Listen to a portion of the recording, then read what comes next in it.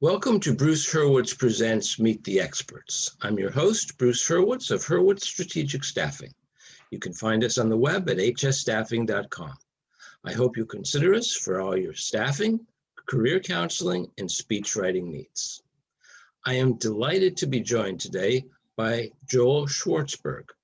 We will be discussing how to identify, sharpen, and champion true points. Meet the Experts is sponsored by P&K CPAs. P&K is a full-service accounting firm. They provide accounting and consulting services to businesses ranging from startups to small and mid-cap companies to nonprofits as well as high-net-worth individuals. Contact them today for a free consultation at pk-cpas.com or call them at 973-882-8810. They will be happy to be of service. Joel, welcome to the show. Thanks, Bruce. It's a pleasure to be here. Well, it's my pleasure to have you join us today. I appreciate it. Could you take a minute or two and introduce yourself to our viewers? Sure, I'm happy to.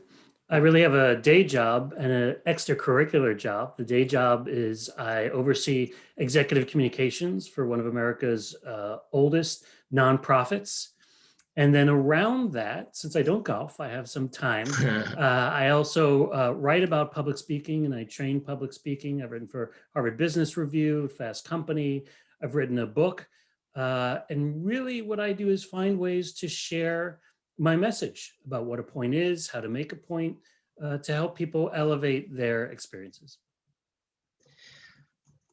Now, our topic today is all about sharing points, and you were kind enough to share with me some slides.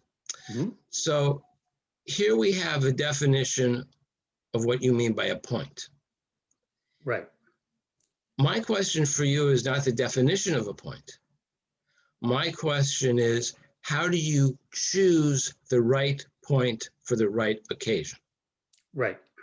And the definitional part is actually important, but not so much for the definition of what a point is, but for the definition of what a point is not, because this is where people make a classic mistake.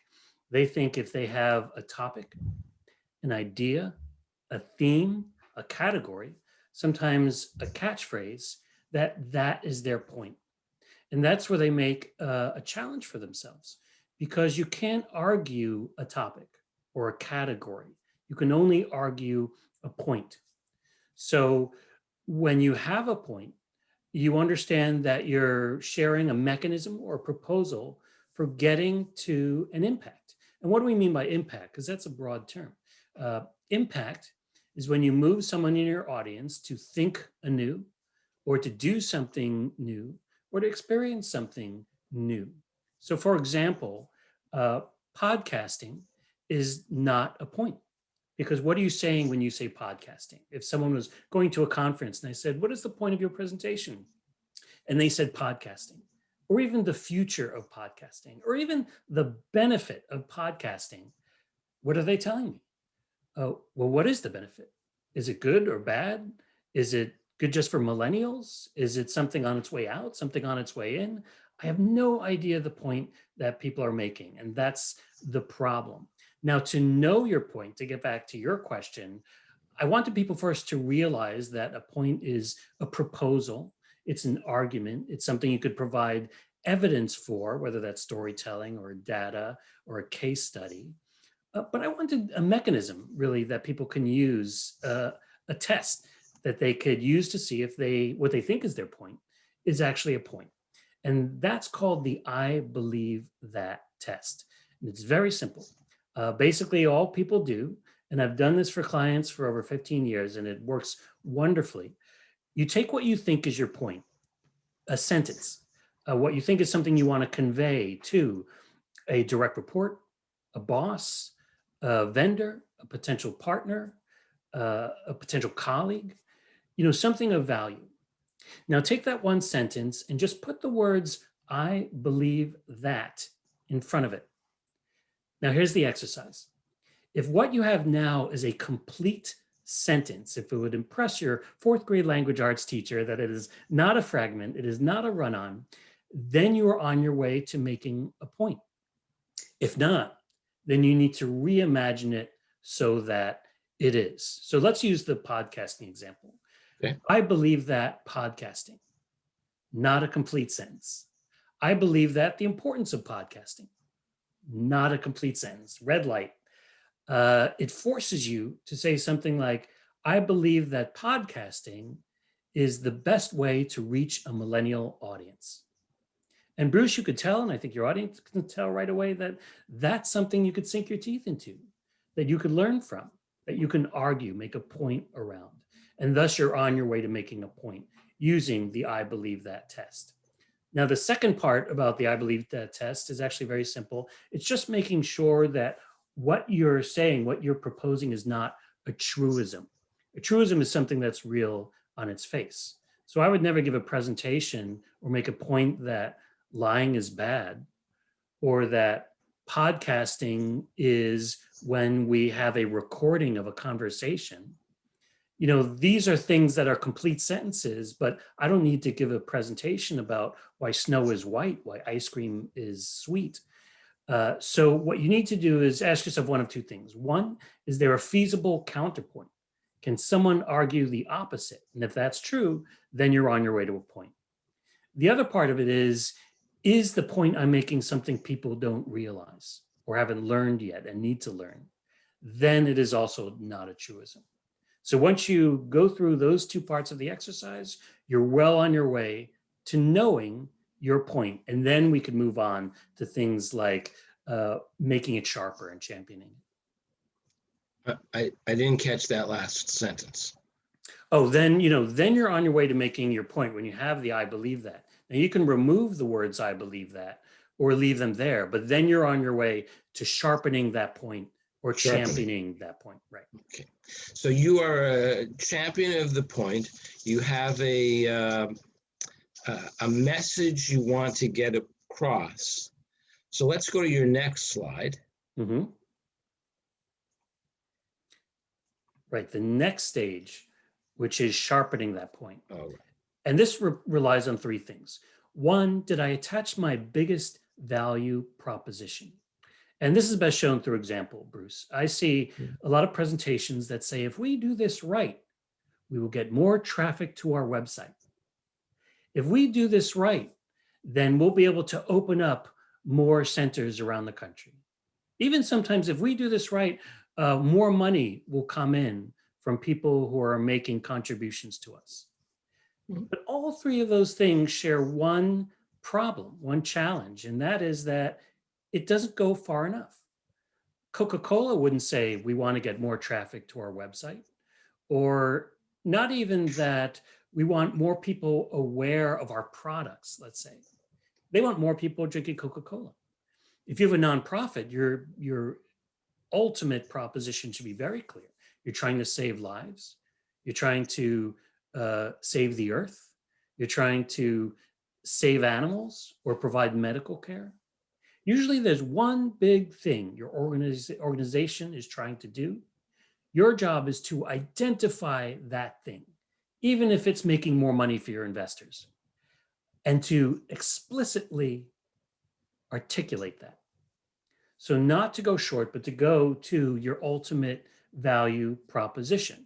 I call it your saving lives, because that's the business I'm in my nonprofit.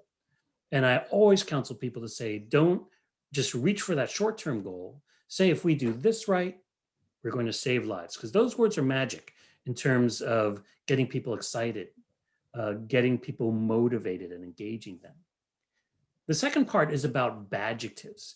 Now, there are badjectives and there are badverbs. Badjectives and badverbs are words, descriptors that are so broad, they are virtually meaningless. I'm talking about words we hear all the time. Great, very good, awesome, interesting, or even very, that's a bad verb. When we say this approach is great, this product is great, this service is great, what are we doing? We're attaching it to the most minimal positive association, right? So how do we get around these badjectives? We just ask one question, why? Why is this service great? Well, this service is great because we make medical care accessible and affordable. Ah. Now, obviously, making medical care accessible and affordable is very involving, is very clear, and much better than great. So what I counsel people to do is to identify the adjective great. This service is great. Then to think about the highest value proposition. So then they go to this service is great because it provides accessible and affordable medical care. And then, and this is critical, remove the adjective. You don't even need great anymore. Go right from 1 to 3. This service will save lives because it is providing affordable and accessible medical care. All right. So, oh, you didn't touch on split ends. Right. One more thing. The third thing is split ends. And these are the three biggest things, three biggest problems I see all the time. The third one is split ends. Sometimes speakers and presenters and writers think to themselves, well, the more details that I attach to my point, the more things that I say, the more valuable it is, right? Like it's a Christmas tree, putting the more ornaments, the more it will glow. But actually the opposite is true. We know that less is more. What we need to understand is that more is less. The more we add words, the more that we are distracting and reducing the impact of our point. And I can make this very clear in an example.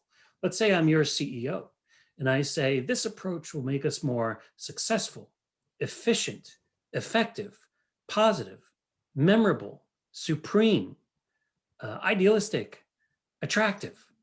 Let's say I give you 30 different adjectives applied to that. Well, you would know, Bruce, and you certainly know, and your audience probably knows that there's a problem with that. If I go to that extent, you forgot about the first one. You don't know which order is important. Maybe one of those descriptors is more important than the rest. But here's the biggest problem. When I give you 5 ideas instead of 1, each of those ideas is competing each other for your attention. And when ideas compete with each other, they dilute the impact of each. Now, this is not just true for 30 words, it's true for 5, it's true for 3. The best thing you could do is say one thing, have one point. I often say if you make a lot of points, say a lot of things, then your audience will remember none of them. If you say a few, your audience will remember some. And if you say one, your audience will remember all. So basically 1 point at a time, and try to limit all those descriptors, effective, efficient, superior, marvelous. Try to limit it to 1, because remember, your audience is hearing it for the first time. The more you give them, the bigger their job of processing that whole thing. And something I always say is that your audience needs twice as long to receive and digest your point as you need to give it. So you're only doing a favor for your audience's reception by making it simple and boiling it down to one idea. Now, when I write a speech, and I've written hundreds of speeches, I like to use alliterations. Mm-hmm. And not throughout the speech, maybe 2-3 times. And one of the reasons is that when the speaker is saying the alliteration, and it's short, maybe 2-3 words, 2-3 words, 2-3 words. Right.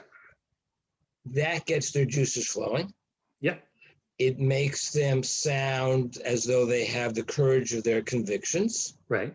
It's somewhat poetic, which is nice. A little engaging. poetic, although poetry is not my forte. And what happens is that their delivery impacts the message. Right. Now, you haven't touched on that. Right. You can make a great point with 1 or 2 words. But because you didn't deliver it properly, the message got lost. Right. So talk about delivery.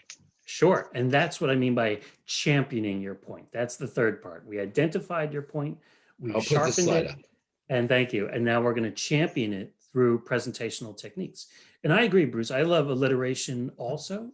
And just to be clear, in good alliteration, it's as you described, keep those 3 ideas and the rule of 3 separate. I wouldn't use alliteration in a series of adjectives in a single sentence, but I like what you did, which is 1 idea, two idea, three ideas, all containing a piece of alliteration. But let's get back to this idea of championing your point. The first of three, the biggest principles, I think, is volume. Now, some people speak quietly. Some people speak loud. Bruce, you're an excellent example of someone who uses a loud voice. But what I like to get across is that volume is not just about audibility. It's not just about people being able to hear you. What I found from 15 years of presentational training is that when you use volume, no matter what your experience is or how you speak normally, you increase your ability to convey confidence, competence, and authority.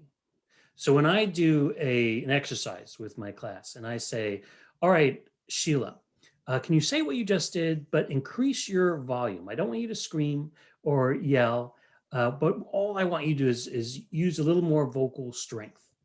And what Sheila will do is say something much louder than she usually does, than she would normally do. In her head, she'd be saying, this is terrible. You're calling attention to yourself. It's embarrassing. It's way too loud. But Bruce, you know what actually happens when I poll the class? These are the words I get when I ask, how did Sheila's impression change through the mere increase in volume? And they say, Sheila is more confident. She sounds like she knows what she's talking about. And even though she's a coordinator, she sounds like a manager. Or if she's a manager, she sounds like a director. A director sounds like a vice president. So many benefits come from volume that I encourage it for everybody. And it's the easiest thing to do, right? A child can increase their volume and all of those good things will generally happen. And I'm talking about a louder voice than you would normally use in conversation. It's just powerful. So that's the first thing I recommend. Now, some people do naturally speak loudly and they can speak too loudly. But what I tell them is your self-control would never allow you to be too loud in an actual setting. Nobody's inside voice will allow them to do that. So I encourage everybody to aim for too loud. And that's the best way to get the benefit of all of those good things: authority, credibility, and confidence, whether or not you're confident, authoritative, or even a leader. Those things will come across. What I like about what you're saying and what you're about to say is that when I send someone a speech, they all get pretty much the same message. The commas are not placed grammatically. They are placed where I think you should stop for effect, take a breath, have a sip of water, wait for the laugh if you get it, be prepared if you don't get the laugh. Pausing, silence can in some ways be more impactful than noise, than volume, than actually speaking. And pausing is another example of advice that serves many more purposes than we think it does. So normally when we think about pausing, we think, wow, okay, I'll pause here. It's going to be dramatic. It'll captivate people. People are going to be rooting for me to get to the end of that pause or wondering what point I'm making at the end of that pause. And that is all terrific stuff for any speaker. And you should indicate that if you're writing speeches as you do and I do for a speaker, indicate pauses as well as bold words or phrases that need to be emphasized. But here for me is the greatest value of pausing. Two things really, one for you and one for the audience. When you pause, your mind is working ahead of your mouth. For many of us, our mouth is working ahead of our minds, going blah, blah, blah, blah, blah. And our mind is saying, hey, wait, stop, slow down, so I could put those words in the right order. So I can prioritize those words and make them even clearer and have more impact than you intend. But too often we're going too quickly. So pausing, put your speedometer back at 0 so you can speak at a slower rate. And what it does is it enables you to speak with precision because you're giving your mind plenty of time to come up with those words, to be brief and concise, and to choose the end of your point that has the greatest impact. And I run a lot of exercises in my course where I say people to do something impromptu. I give them a topic, like what's the best part of your job? Or what's something you've done this month that you're most proud of? And I basically say, go. I say, but remember this one thing. slow down and pause as much as you need to choose the right words to elevate your precision. And you know what happens, Bruce? They come up with something stronger as a result of those pauses than they would otherwise. But here's the important thing. In their mind, they think they're pausing too often. And the audience might say, well, Steve was great, but he had all those pauses. But nobody remembers pauses because they're moments of nothing. I could have a speaker do 8 to 10 pauses in a 6-minute speech. And I would ask the audience, how many times did that person pause? And they would say, maybe one, maybe none. Because I sometimes say this, they're like our sophomore year of high school. Nothing happened. So we don't remember that and they collapse in our memory. Well, there are The second benefit, yeah. Oh, finish your point, I'm sorry. Yeah, I was just gonna say, the second benefit is for the audience. Remember, the audience, while you're speaking, you need to do one thing, say it. What does your audience need to do? They need to hear it, process it, digest it, think about it, find the relevance in it. Should I write this down? Should I tweet this? They're doing all that. And meanwhile, you're 6 sentences down the road in your presentation. So pausing allows your audience the time, crucial time they need to receive your point, think about it, and digest it. One of the questions I will ask a speech writing client is, are there any words you have difficulty with? And some people say, don't give me a lot of words that begin with an S. You know, one after the other. And so that's not a problem. But there are, I'll use myself as an example, and I'm not doing this now to emphasize what you said about pause. I actually have to pause because I have to think about the word cumulative. I can't say the word. Right. All right. So it never appears, you know, if I, you know, this happened, that happened, and then there was a cumulative. I can't say it. I'm not. Right. This is not pretending. It just, there's something about that word. I know it in my head. I can't say it. And if I know the word is coming, then it's going to throw me off because I'm going to start to get sensitive and say, I'm about to make a fool out of myself. Right. So that's, but there's another important point about pauses.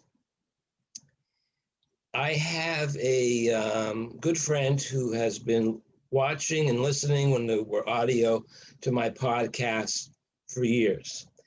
And one day he called me up. He said, I have a criticism. Go for it. I had great professors. They taught me the value of criticism. And he said, you're umming and humming too much. I said, okay. Now, this isn't somebody who criticizes and doesn't have a solution. So I asked him, what do you do? What should I do? Anytime you feel an or a hum coming on, stop. Right. Just pause for a second. And as you said, nobody's going to notice. They will notice the ums and the hums. Right. If you were to say to them, how many times did Bruce say and hum during his 8-minute speech? They'll say 642. Right. Or it was just a few. So the pausing has physical benefits. It allows you to overcome any speaking difficulties you have. Right. Now, even if some of your audience have done Toastmasters, there's a role called an counter, and that person actually counts how many times you say and But my approach, and this connects absolutely to what you're saying, is if you tell someone to stop doing something, that's not that helpful. It's like telling them to stop sneezing or smoking. What they need is Nicorette, right? Or a version of Nicorette. And pausing is the Nicorette for those, what we call crutch words, even so. What you want to do is substitute the pause, train yourself to substitute to pause for those ums and ahs. And the more you do that deliberately, the more your mind is going to make that connection. And the next time you're going to say an you're going to stop yourself and you're going to replace it with a pause until ultimately you're not saying any crutch words at all, but you're inserting those pauses, which, like you said, will not be remembered and sometimes work to your benefit. Yeah, you reminded me that when I'm working with a career counseling client and I'm preparing them for a job interview, they have what, you know, I just did what I was about to criticize. They have the crutch words, and every sentence begins with you know. Right. You know, you know. Right. Or at the end of the sentence, the word right, blah, blah, blah, right, blah, Right. blah, blah, right. It seems to send the message of insecurity Yes. and that you're unsure, you don't have the courage of your convictions. Would you agree with that? I would agree with that. It's not deliberate. It doesn't mean you don't have the courage of your convictions, but Yeah. anything that's not sort of nailed down or close to nailed down. Now, nobody's going to be perfect. And I never say memorize a speech, never. But the more of those moments of unclarity, I'm looking for the actual word, or where it's not nailed down, where your point is not crystal clear, is a little messy, that's something you want to address in some way. And pausing will help you with a lot of those handicaps. This is a little bit off topic, but not really. I have had people come to me with, let's call them speech impediments. Mm-hmm. Some have a lisp, some stutter, and some are not from the United States, and they have a heavy accent. Right. How do you deliver the message that you have to be aware of your, I don't want to say disability, it's not a disability, your problem, your physical, because it's a physical problem, it's not a mental problem. Right. And overcome it in such a way that your point is not lost because of the way you're delivering it, which you have little to no control over. Right.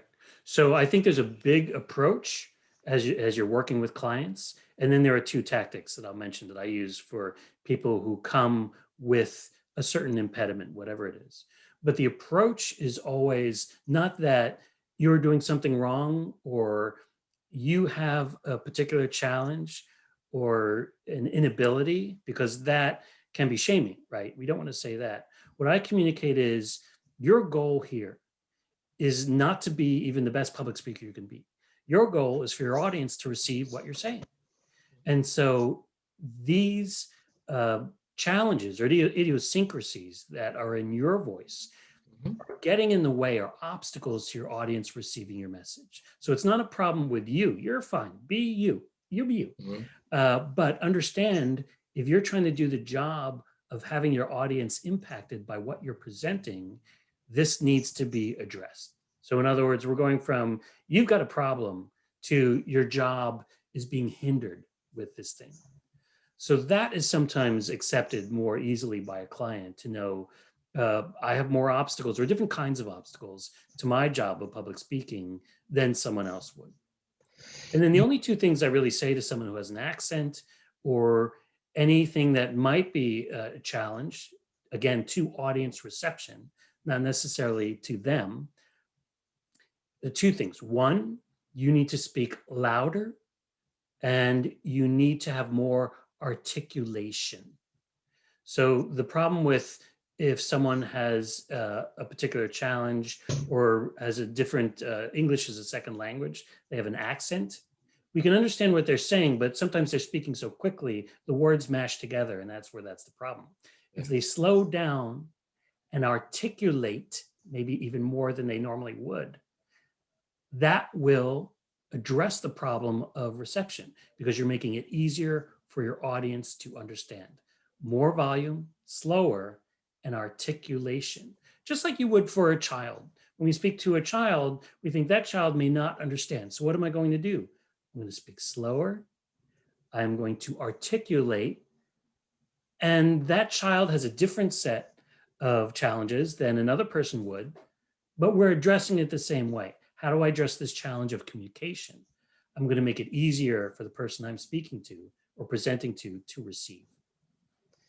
Part of the delivery, to use your term, championing of your point, is your body language. Mm-hmm. So speak to us about the do's and don'ts. Let's use the scenario, you're up on a stage and you're presenting to a even a friendly group. Right. Now let's start actually where we are now in these virtual presentations, where people forget about some of the things they need to do, and they may have heard about some of the usual things, but I'll get to those. Just a few things about strong Zoom visual presentation. One is to keep your head and your shoulders primarily in frame with not too much space around it, because you want people to be focused on you and not so much on your backgrounds. Second, understand that we know eye contact is important. That's usually a top tip from all public speaking coaches. But in Zoom, this is eye contact. I'm not looking at you, Bruce. I'm looking into the cold dot at the top of my monitor. That is, and my you're camera. very good at it. I'm terrible at it. Well, I always catch myself, and I'm looking at me, or I get distracted. Right. And you're good at it. I've tried actually, and if you ever see someone on TV, for example, who's not in a studio, they're looking into camera. This is actually an old concept where you pretend Well, that's you're looking easy. at someone. I mean, I've been on camera dozens of times. Right. And you've got the camera right there, and they tell you, don't look into the camera. Right. Look at the reporter. Right. Some people put sticky notes on their monitors to just say, look here, because now I'm looking at you, Bruce, so I'm not looking at my audience. And oftentimes people are looking here. Here's my second screen with my notes. Now I'm giving you no eye contact whatsoever. My rule of thumb, by the way, is if you have notes, if you're using your PowerPoint, my rule of thumb is they should be so close that you could just move your eyes to get to those notes, but not moving your neck or your head. That's true. One thing, though, you are a lot closer to the camera than I am. Mm-hmm. And one of the reasons that I like the distance, I want the background to be seen.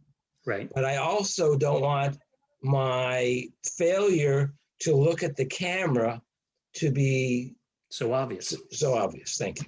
Right. You benefit. And I've noticed, when you said you weren't looking at the camera, I couldn't pick up on it. And I knew it was because you were a little bit further back. Yeah. And you're right about a scenario adding to your reputation.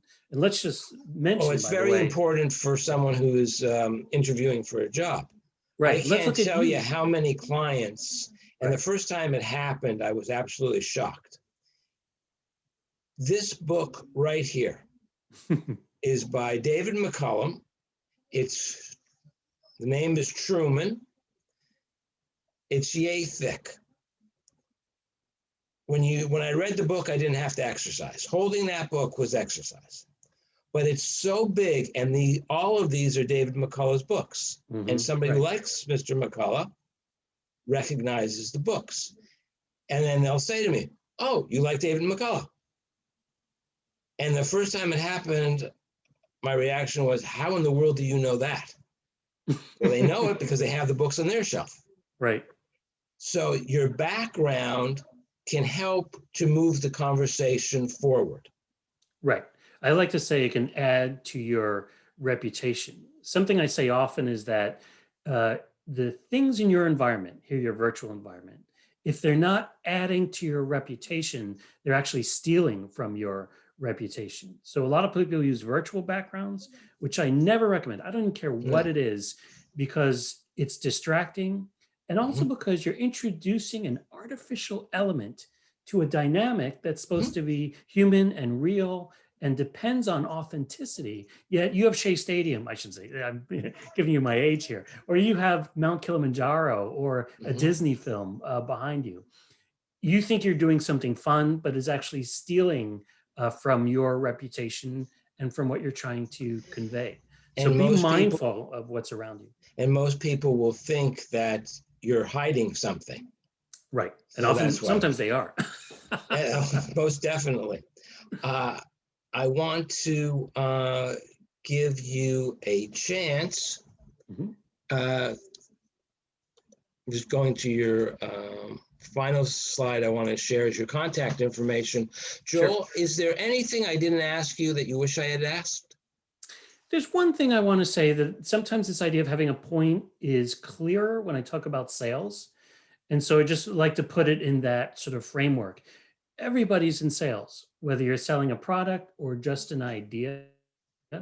So always think of yourself as selling an idea, not just sharing it. And the best way to visualize that is in a book. In a book, you have a table of contents and you have blurbs in the back. The blurbs sell your ideas. The table of contents describe your inventory. Don't be someone who just describes what you have and what you do. Always try to sell it. And the main tool you have to sell an idea is through points. So I Joel, hope people thank take you that away. very much. You're welcome. You've been very helpful. I apologize for the background noise, but they are That's all right. making the potholes in my street. Thank you. You've provided a wealth of information, and I'm certain that all of our viewers appreciate it greatly. It's been my pleasure.